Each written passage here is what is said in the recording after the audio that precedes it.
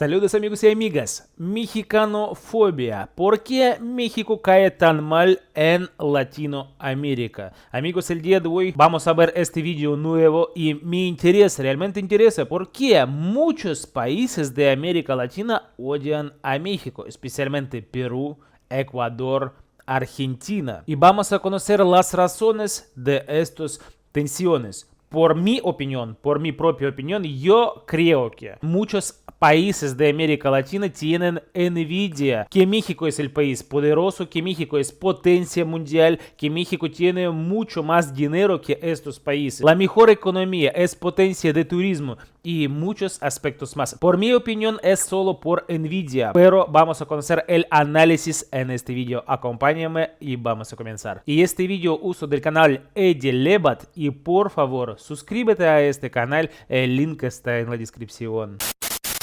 Seamos sinceros, si te metes a los comentarios de cualquier noticia o video sobre México, ya sean logros, tragedias o fracasos, sin importar la plataforma o red social, vas a encontrar una constante: antipatía, burlas y rechazo visceral que parece haber crecido exponencialmente en la última década.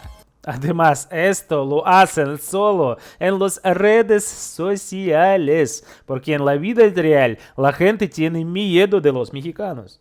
Desde Argentina hasta Guatemala, pasando por Perú, Ecuador o Venezuela, México hoy genera una reacción de hartazgo. Detesto a los mexicanos, Claro, los detesto con mi alma. La que te envidia que chicaneaba. los mexicanos ¿Te le acuerdas? tienen a los argentinos. No se olviden. No, al revés, amigos. Él piensa que los mexicanos tienen envidia a los argentinos. Fútbol en todo.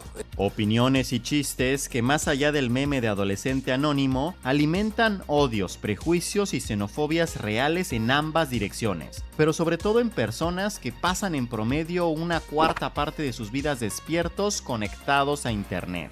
En serio. Negar que existe una antipatía hacia lo mexicano a estas alturas es pecar de ingenuo. Sobre todo porque, en la era de la hiperconectividad, donde el algoritmo premia el conflicto, esta percepción no es casualidad. Pero, ¿de verdad existe un odio de Latinoamérica hacia México? La respuesta simplona es que sí, que a México lo envidian y odian por su turismo, Que a México envidian y por eso odian. Confirma el autor del video, así es amigos. Es pura envidia de parte de los países de América Latina, así es. gastronomía, cultura o Claro, economía. claro. E internet está saturado de videos que así lo confirman. Pero no es tan sencillo. En este video intentaremos dar respuesta a esa pregunta desde diferentes perspectivas. Todas visiones que inconexas explican poco, pero que juntas nos pueden acercar a una verdad objetiva. Y quédate hasta el final, porque conforme avancemos, más revelador y más cobrará sentido todo. La idea misma de hermandad entre naciones es una fantasía diplomática que se derrumba ante el mínimo cambio de intereses geopolíticos. Hans Morgenthau y Thomas Hobbes, en sus ideas sobre política entre naciones y realismo político, llegaron a conclusiones muy similares. Los estados no tienen amigos, tienen intereses. Irónicamente, México se ha distinguido no por ser un país invasor, colonialista o anexarse territorios por la fuerza, o por lo menos no al nivel de Estados Unidos, Argentina o Brasil, sino por tener una política exterior no intervencionista, por mediar en conflictos regionales, por sus generosas ayudas humanitarias en catástrofes, Sí. y por recibir refugiados y perseguidos políticos. Sí. Y aún así, a pesar de esa hoja de servicio y buena fe, hay sectores enteros de la región que sienten hacia México algo que oscila entre el fastidio y el desprecio. Imagínense amigos, Estados Unidos hizo mucho más cosas malas contra países de América Latina, mucho más. Por lo mínimo son aranceles contra estos países y además presión en política, en economía, presión de parte de los Estados Unidos. México no hizo esto, pero odian estos países, odian más a México que a los Estados Unidos. Y al revés, ellos quieren ser amigos de los Estados Unidos. Es absurdo, es muy raro realmente. ¿Por qué no odian a Estados Unidos? ¿Por qué odian a México? Pero esto, como dicho antes, no es tan fácil de explicar como que nos odien por ser chingones. Esto es mucho más complejo. Propaganda yanqui antimexicana. Empecemos con la... Esto, propaganda no solo hay en América Latina, sino en todos los países, en Europa, en Rusia también. Todas las películas que salen en los cines rusos, las películas estadounidenses de Hollywood, siempre pintan a los mexicanos como malas personas. Pero nosotros, rusos, realmente entendemos quién es amigo de Rusia, que es México, y quién es enemigo. Uno de los estereotipos modernos, Estados Unidos. Y si bien este es quizá el factor actual menos decisivo a la hora de explicar el supuesto odio de la región hacia México, no es menos cierto que durante más de un siglo, Hollywood construyó una imagen de México y de lo mexicano que rara vez salió de la marginalidad, el crimen o el atraso. Siempre en las películas o series gringas hay dos enemigos, o los rusos o los mexicanos. Siempre es así. Imágenes que sin el menor decoro o tacto exportó a millones de personas a lo largo de los años. Pero esto no arrancó con el cine. Ya en 1855, California tenía leyes explícitamente dirigidas contra los mexicanos. Un desprecio que rayaba en política de Estado y conectaba con la leyenda negra española. Dinámicas de sometimiento que solo se entienden y aparecen en contextos geopolíticos de radical ruptura del continuo étnico, cultural y lingüístico, y que pocas veces se repiten en el mundo, como con Estados Unidos y México, Palestina a Israel o Sudáfrica con el apartheid y la población negra. Tras la Revolución Mexicana, el gobierno decidió limitar la compra de propiedades para la explotación de recursos por parte de extranjeros. Leyes en contra de los intereses de empresarios estadounidenses y que tuvieron como consecuencia el inicio de una campaña de desprestigio contra México, que buscaba mostrarlo como un país primitivo, inestable y violento. Si bien estos prejuicios nunca murieron, definitivamente tuvieron un fuerte auge desde 2015 con la campaña presidencial y el primer mandato de Donald Trump, quien sin duda alguna ha vuelto la mexicanofobia un verdadero asunto de política de Estado. En ese Y lo más triste que a él apoyan muchos estadounidenses en esta política, en esta propaganda antimexicana, y apoyan mucho a él para construir el muro contra los mexicanos. Y qué absurdo es, amigos. Es triste que él tiene esta política antimigratoria también y que crece esta mexicanofobia en Estados Unidos. Latinoamérica consumió esa imagen de lo mexicano durante muchos años, y entonces una buena parte de lo que la región creía saber sobre México no lo aprendió precisamente de México, sino de propaganda política de un vecino enojado, al que se le frustraron sus planes.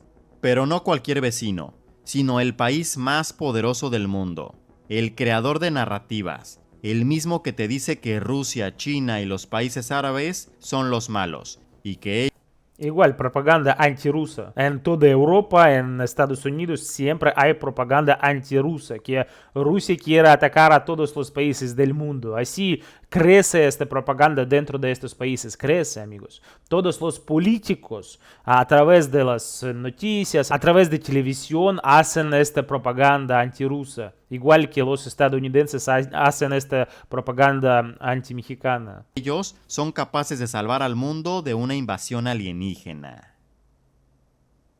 El país desgarrado. Sin embargo, nuestra ubicación geográfica no ha sido del todo una maldición. Más allá de nuestra vecindad con Estados Unidos y de la ventaja comercial ahí obtenible, la posición geográfica de México es única, privilegiada e irrepetible. Con salidas a ambos océanos, riqueza climática, cultural y natural, México se posiciona literal y figurativamente a la cabeza de Latinoamérica. Es de hecho nuestra escasez de vecinos lo que nos ha aislado como país, lo que nos ha negado a crear vínculos sólidos y compartir cultura a nivel congruente de un país del tamaño de México. Más allá de Estados Unidos, tenemos a Guatemala como nuestros vecinos más similares, pero de quienes ignoramos casi todo. A Cuba, que nos separa el Golfo, el Caribe y los destinos ideológicos. Y a Belice como los pequeños discretos, ajenos y desconocidos de la zona. Esto de nuevo marca una distancia casi inevitable y difícil de controlar con el resto del continente. Nos guste o no, México es el corredor obligado entre el norte y el sur, el país bisagra que conecta dos subcontinentes. La ubicación de México es realmente increíble comparando con la ubicación de otros países de América Latina. Ellos quieren ser amigos de Estados Unidos, quieren estar cerca de Estados Unidos. Y quieren hacer exportaciones, importaciones, pero a través de la tierra solo se puede hacer esto si tienes contactos con México, si tienes relación con México. Por la tierra solo puedes hacer esto si eres amigo de México, si eres socio de México, solo así. De otras formas solo puedes hacerlo por océano o por aviones y ya está. Esa posición lo convierte automáticamente en zona de paso, en frontera y filtro. Todo lo que sube desde el sur, sea migración, comercio e ideas, tienen que atravesar el territorio mexicano casi sin excepción. Ningún otro país de la región carga con esa función estructural que nos quita toda neutralidad, nos torna incómodos y genera consecuencias políticas reales. México pasó entonces de dejar de ser un país igual entre sus pares a ser un país desgarrado, un término acuñado por el politólogo estadounidense Samuel Huntington, quien en su libro El choque de civilizaciones clasificó a México como un país que culturalmente pertenece a una civilización, pero cuyas élites intentan llevarlo hacia otra.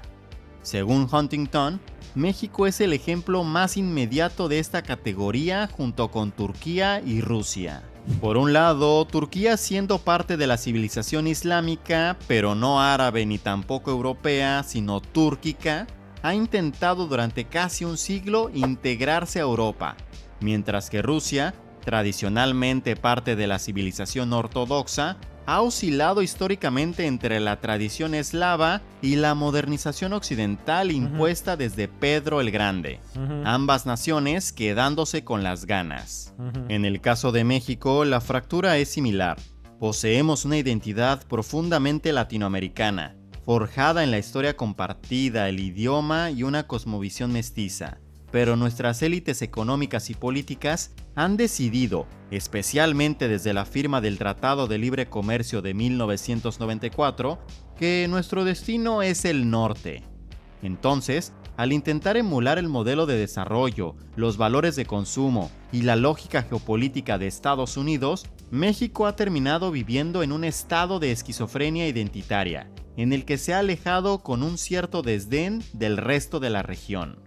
Un distanciamiento real y simbólico, que no pasó desapercibido para el resto de la región, cuyos líderes han lamentado en varias ocasiones y que terminó calando hondo en la mentalidad del mexicano promedio, al grado que hoy existe una clara molestia de ofensa por ignorancia cuando se nos cataloga como centro o sudamericanos. Un malestar que, al igual que a los turcos que se molestan cuando les dicen árabes, nace no solo de la obvia localización geográfica del país, sino de la promesa de integración que nunca se concretó.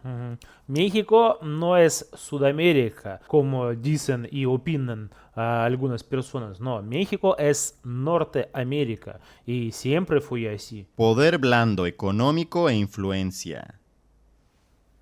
Y por fin llegamos a la parte que se pone tan picante como irónica.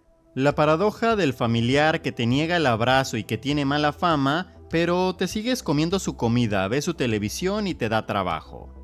Porque lo que inició como respuesta a la campaña antimexicana de los gringos, terminó consolidando la industria cultural mexicana y su poder blando internacional. En otras palabras, desde 1940, México bombardeó culturalmente a la región sin pausa. La época de oro del cine mexicano se distribuyó de punta a punta del continente, convirtiendo a Cantinflas, a Pedro Infante o a María Félix en referentes de toda la región. Al mismo tiempo, la música ranchera y el mariachi se volvieron comunes tanto en Sinaloa, Yucatán y Ciudad de México, como en Tegucigalpa, Santo Domingo, Lima, Bogotá o las zonas rurales de Chile. Así es, amigos. Lo que todos saben y conocen es la cultura mexicana. Todos países de América Latina estaban creciendo con las películas de oro de cine mexicano, también canciones, también las series como Chavo del Ocho. Todos ellos estaban creciendo también con las telenovelas y diferentes shows en televisión mexicana. Todos latinoamericanos estaban creciendo con la cultura mexicana. Es muy famosa en América Latina y muy importante. Posteriormente pasaría lo mismo con artistas tan diversos como Luis Miguel, Cristian Sí. Castro, Maná, Marco Antonio Solís, Molotov, Panda, RBD, Natalia Lafourcade, Julieta Venegas, Peso Pluma o Karim León. Hablamos pues de una industria musical totalmente asimétrica, Sí. considerando que en sentido opuesto lo que históricamente nos ha llegado del resto del continente ha sido muy poco, casi marginal, con las contadas excepciones de Colombia con su cumbia, Cuba con su salsa, Puerto Rico con su reggaetón y Argentina con su rock nacional. En lo audiovisual, Televisa conquistó el continente americano. Sí. Primero con El Chavo del Ocho, Sí. un programa que a más de 50 años de su estreno sigue siendo muy querido en la región, al grado que a menudo se cree que es más valorado en el extranjero que en el mismo México. Luego llegaron las telenovelas, exportando con ellas Hasta en Rusia son muy famosos. En mi infancia, en la tele, yo vi con mis papás a telenovelas mexicanas. Eran muy famosos en mi infancia. el acento, los modismos y las referencias culturales mexicanas como si se tratara del estándar natural de hablar español en la pantalla. Y al mismo tiempo se estaba consolidando la industria del doblaje mexicano, con la cual el acento mexicano funcionó como el español neutro de facto para toda la región. Es correcto, amigos. Y también un dato muy interesante, porque los conductores que hacen doblaje en español para todas las películas en el mundo, la mayoría son los mexicanos. Porque el idioma mexicano, el acento mexicano es muy fluido y está perfecto para hacer doblaje. También para todos los países de América Latina. Ellos en los cines, viendo las películas europeos o estadounidenses, escuchan los locutores mexicanos. Ese que todos entendían y que nadie sentía ajeno. México se volvió pues la meca del entretenimiento en la región, y el efecto del español mexicano era tal que no fueron pocos los casos de artistas centro y sudamericanos que tuvieron que cambiar su acento para poder siquiera intentar figurar dentro del show business mexicano. Sin embargo, fue en la cúspide de esa hegemonía cultural que empezaron los roces, pues la prestigiosa neutralidad mexicana se fue perdiendo. Durante los años 2000, el doblaje mexicano empezó a llenarse de mexicanismos explícitos que dejaron de sonar neutros para sonar simplemente mexicanos. Y eso generó fricciones documentadas y comenzó a sentirse más bien como imposición cultural directa. Porque cuando saturas culturalmente a alguien durante generaciones y sin pausa, no siempre generas cariño, sino fatiga y rechazo. Las redes sociales y los influencers, más que disminuir la hegemonía mexicana, la profundizaron. Desde mediados de los 2010, jóvenes de países como Chile, Ecuador, Colombia, Honduras o Nicaragua comenzaron a adoptar jergas y modismos mexicanos a tal punto que en 2019 surgió en Perú la iniciativa viral No hables como mexicano. ¿En serio? ¿No hables como mexicano? Madre mía, qué locos están en Perú. Una campaña de redes sociales que invitaba a los jóvenes peruanos a abandonar los modismos mexicanos y retomar las jergas. Qué locura, amigos, es muy raro. Y que ellos quieren hablar como mexicanos. No pasa nada si usan diferentes, puede ser groserías mexicanas, o el acento mexicano, o algunas frases, algunos albures mexicanos. Y yo creo que está muy bueno que están adoptando estas frases. Pero qué locura de parte de, no sé de quién es, del gobierno de Perú, de quién hace estos gestos contra los jóvenes para no hables como mexicano. Qué raro esto. Locales. Y sin embargo, el hartazgo por lo mexicano no se quedó solo en la cultura, entró hasta el bolsillo. porque si bien entre países latinoamericanos Brasil domina la región en inversión directa mediante proyectos de materias primas e infraestructura pesada, o sea, capital intensivo invisible al ciudadano de a pie, México ha invadido el terreno del consumo masivo y la infraestructura digital. Esto con marcas como Bimbo, Cemex, Claro, También, sí. Oxxo, Banco Azteca, Electra, farmacias similares, Cinépolis o cadenas hoteleras como Royal Holiday y Palace, entre muchas otras industrias en la región. Hablamos pues de una presencia de un país extranjero que se vuelve personal y cotidiana y que ha conectado a México con la región a pesar de su distanciamiento geopolítico, evidenciando entonces un efecto de otredad mutuo y choques culturales que dejan rastro en las experiencias, primero individuales y luego colectivas. Y es precisamente en los tratos entre individuos donde ya se empiezan a desenvolver las diferencias más amargas y reveladoras. El mexicano frente al espejo. Ya con el contexto cultural, económico y geopolítico dado, se entiende que México se ha presentado como un país al mismo tiempo distante y lejano, al mismo tiempo presente e intrusivo. La cereza en el pastel sería pues la revelación del ser mexicano ante sus símiles regionales, dinámicas que se desarrollan paralelamente en persona como de forma digital. En ambos casos, y al igual que con los argentinos en México, como ya vimos en este video que te dejo aquí arriba, los mexicanos ante Hispanoamérica no tardamos en ejercer las mismas jerarquías racistas y clasistas presentes al interior del país y también en todo el continente, vale la pena decirlo, pero ahora de nosotros contra ellos. Una suerte de proyección aspiracionista casi intuitiva, donde el norte representa el progreso anhelado y el sur el atraso que buscamos superar.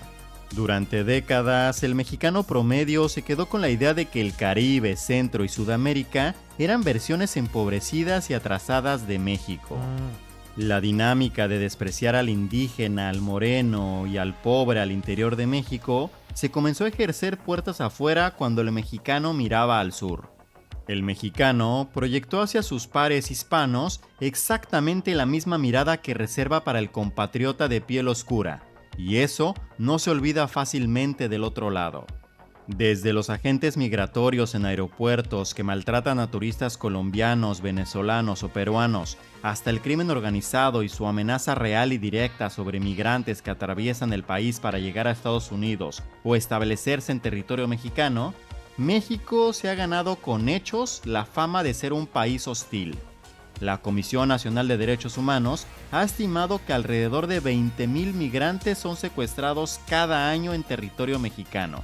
Eso por mejor no mencionar el caso de la matanza de San Fernando de 2010, donde 72 migrantes de Centro y Sudamérica fueron asesinados por el cártel de los Zetas. No sabía. Quizá los mexicanos olvidamos que detrás de esas anécdotas hay personas, familias e historias que en el mejor de los casos solo sufrieron abusos de agentes migratorios y pasaron momentos incómodos, pero en los peores fueron seres queridos que murieron de forma horrible. Historias que se cuentan de boca a boca, de comunidad en comunidad, y con el tiempo se convierte en la reputación de un país entero.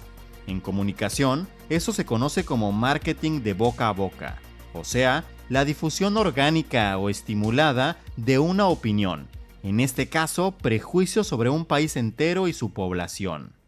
Y por si todo esto no bastara, por si la generalización no fuese válida debido a casos anecdóticos, el acceso masivo a redes sociales ha dejado el área libre a los peores troles y enajenados sociales, que usan las plataformas para expoliar sus frustraciones personales. En ese sentido, que ellos tienen miedo de decir todo cara a cara, como he dicho. Solo en las redes sociales hay este odio contra México. En YouTube, en Instagram, en Facebook, en TikTok, solo puedes encontrar estos comentarios negativos. Pero los casos cuando un estadounidense está golpeando a un mexicano o cubano que agregó a un mexicano, estos casos pasan rara vez. No hay casos seguidos que hay como unas batallas, peleas entre los mexicanos y los sudamericanos. No, no, no. Solo en las redes sociales hay esta batalla grande y está, solo este odio. Pero cuando ellos llegan a México, no dicen lo mismo, no, porque tienen miedo. La xenofobia y el racismo interiorizado de miles de mexicanos encontraron espacio y víctimas en usuarios de otros países, comenzando a insultar, ofender y decirle al centroamericano y sudamericano cosas como indígena o muerto de hambre, siempre bajo la bandera del meme y el humor negro, sin darse cuenta de que no está insultando al otro, se está insultando a sí mismo a través del otro. Y ojo, que no digo que los colombianos, ecuatorianos, peruanos, argentinos u hondureños sean almas inocentes. No, ellos tienen las mismas dinámicas racistas y clasistas que en México, y pueden ser igual de crueles en sus provocaciones y respuestas. El problema es que, como ya vimos, ellos de nosotros históricamente saben mucho más que nosotros de ellos. Además de que los mexicanos somos muchos. México es tan grande en población como Colombia, Argentina y Perú juntos. Como sí. Casi 5 Venezuelas, como casi 6 Chiles o 2 Españas y medias juntas. En pocas palabras, los mexicanos hacemos mucho más ruido. Y si a eso le sumamos que los algoritmos premian el conflicto, los comentarios y contenidos racistas se vuelven un sesgo de confirmación para otros, y opaca entonces a los buenos ciudadanos de todos los países, al campesino que en su vida ha visto un extranjero, al empleado de oficina que se lleva de maravilla con sus colegas de Argentina, al estudiante entusiasta de hacer amigos extranjeros y a un largo etcétera de personas que su última preocupación de vida es el comentario de un adolescente en TikTok contra personas de otro país. Así como los argentinos se ganaron cierta reputación en México cuando llegó una ola de migración que a veces se comportó con arrogancia, México se ganó la suya en el resto de Latinoamérica, pero con un agravante. Lo hizo desde su posición de mayor poder blando, mayor presencia económica y mayor peso geopolítico que casi cualquier otro país de la región, lo cual hace que esa arrogancia se sienta todavía más pesada del lado de quien la recibe. Entonces, ¿qué tenemos al final? No es un odio nacional coordinado, no es una envidia colectiva, sino la acumulación de factores distintos que terminan solo por crear malas reputaciones a un país que históricamente se caracterizó por su hospitalidad, resolución de conflictos y respeto a la soberanía de otros países. Porque para que exista odio debe existir lo opuesto, amor entre naciones, o por lo menos hermandad. Y ahí está el primer problema. Es absurdo hablar de hermandad entre países si en las familias mismas, entre hermanos, primos, padres e hijos, muchas veces hay odios y rencores inconciliables. Es la vida. Si el humano promedio moderno no es capaz de siquiera sostener una relación mínima con el vecino de la casa de enfrente, o es más, el tan cantado dicho que al trabajo no se va a hacer amigos sino a hacer dinero, entonces, ¿cómo pretendemos aspirar a cosas más grandes? Si entre comunidades pequeñas y la vecindad inmediata no hay hermandad, ¿cómo esperamos que millones de desconocidos agrupados bajo una bandera sientan amor colectivo hacia otros millones de desconocidos agrupados bajo otra bandera? La historia está llena de pueblos vecinos, prácticamente hermanos de sangre, que se han destrozado entre sí.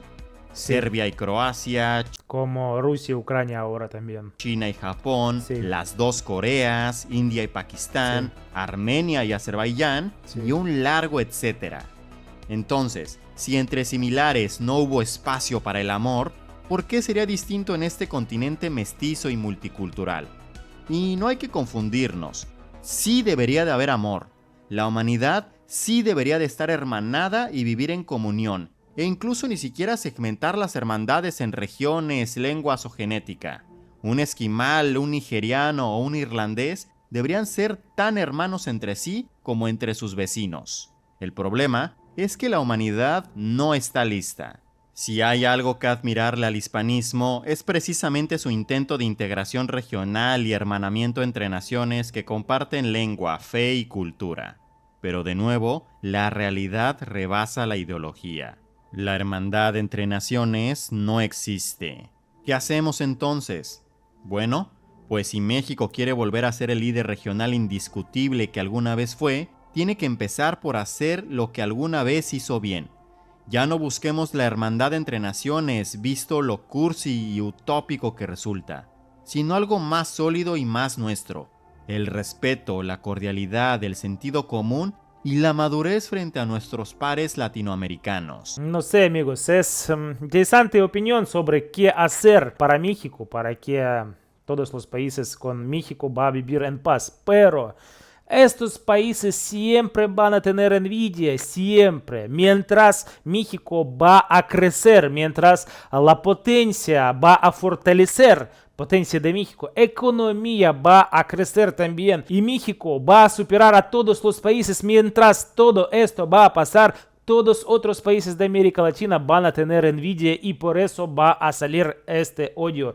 Siempre, amigos, yo no sé cómo cambiar todo esto, solo hay que cambiar algo en mente de las personas de Argentina, de Perú, de Ecuador, de Colombia. Hay que cambiar algo en su mente para que ellos no van a sentir esta envidia. Hay que cambiar en su mente. Porque México siempre va a crecer, la economía va a crecer, la potencia va a fortalecer siempre, porque México es el país poderoso.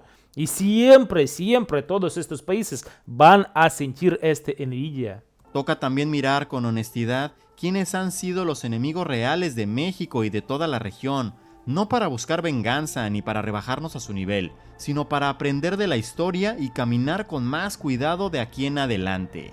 Porque al final del día, ningún país del mundo va a amar a México, ninguno tiene por qué hacerlo, y México tampoco tiene por qué amar a nadie más. Pero sí podemos ganarnos con hechos y no con discursos la admiración y el liderazgo que por diseño podemos alcanzar. Eso es más factible y valioso que cualquier fantasía de hermandad continental, y es la única comunión que sí vale la pena perseguir.